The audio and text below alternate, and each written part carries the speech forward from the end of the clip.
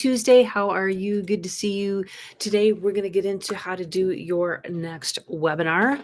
So, webinars are great because they help people know, like, and trust you, which is great because then once they do that, and if it's a fit, they're going to want to work with you. So, I've got a checklist and some templates that you can grab if you want. They're the ones that we actually use with our clients. In fact, I just got off a call with Fallon where we were working out details on a webinar that's coming up here in a couple weeks that we're planning out for somebody we work with. And so if you want to grab those templates for yourself, just text the word events to Kokoro Marketing to me at 1-530-203-5703. And it's going to ask you for your email address, and then you'll get the templates automatically. Okay, so going to give a little bit of info on before your next webinar, during, and after. Cool? All right, let's get into it. First, what to talk about on your next webinar. Okay, well, one of the things, think about the top questions you get about your product or service. So is it, they need to understand a particular technology, how to apply something, uh, I don't know, just what do people need to know about? You can check your outbox, your DMs, your text messages, your email. Like, what are those questions that you get asked all the time? So that's a great thing to talk about on your next webinar. And so you might, you could get into like the top 2 or 3 things to avoid when you're moving into this type of technology. You could look at the top questions, excuse me, that kind of thing. So that's the topic, right? How to do it. Okay, well, one thing in terms of how to do it is if you can, bring a friend. So if you can have somebody talking with you, that's great. They don't need to be in the same room with Zoom or whatever tool you use. They can be somewhere else. And you can use this fun sandwich method, which I love to use. And so the first person says, "Oh, hey, you were telling me the other day about this issue. And so here you're going to talk about who you're for and what you solve.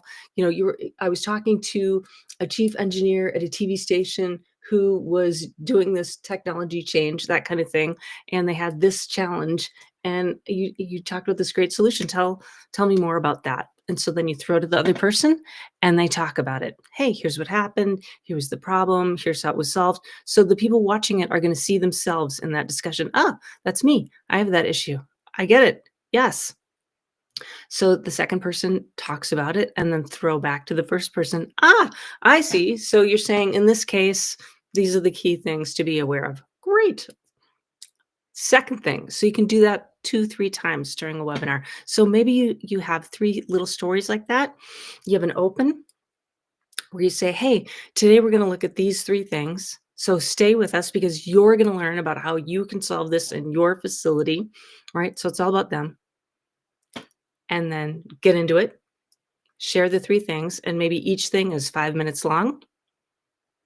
Have some Q&A at the end. That is a great little layout, a little structure for a webinar. Works really well. And at the end for the Q&A, of course, you want to take questions from the audience. Also, it's totally fine to have a few questions prepared. You might have those questions that you get all the time. Remember, we were talking about what are those questions I get all the time? Because then you can easily say, "Hey, here's a common question," or "Here's a question we got."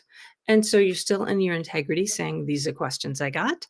Maybe it's not the exact one that you got from the audience that minute, or maybe it is that you're taking on right there. So that is a really nice layout. So bring a friend, sandwich method. Um, and then now, once people have signed up for it, so I'm assuming you're promoting it, telling all your friends about it. Once folks have signed up, be sure to help them get there. So a thing to do is send a calendar invite. You can ask people if they want an SMS and reminder, an hour before or a few minutes before. Send a few follow-up emails to remind people why they signed up. So make it super easy for people to show up. And think about what's your ideal outcome? What are you hoping they do next? I'm not meaning this has to be a hard sell. I'm not saying that. But if they go, "I love this. I want to work with these people," make it easy for them to take that next step. Do they get on a call with you? Do they download a demo? What is that next step? So if you can make that super clear and easy for them during the session, do it. All right. What else is good to know? So many fun things. We're hitting 7 minutes, so I'm gonna just do one more thing, and then we'll wrap it up here. To promote it, let's talk about that a little bit. A great way to promote it is to just do a quick 30-second video where you talk about it, what's in it for me. I don't mean me, I mean the people who are going to come, who are you hoping will come. So that WIIFM, what will they get if they join? So you can just share a little bit about it. Again, not sales pitchy, but hey, I was talking with someone the other day. They had this issue. In fact, we're going to do a webinar about it. You might like to come because you're going to find out about A, B, and C. So super short and sweet. It can be 20 seconds, 30 seconds.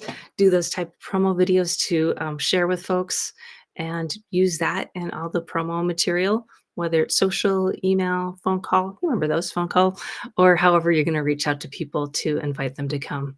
All right, your next webinar. There you go. You can grab the templates that I mentioned that we use for our very own customers, our very own clients, and use them for yourself. Text the word events to me at 1-530-203-5703. All right. Have a beautiful day. Talk soon. Bye.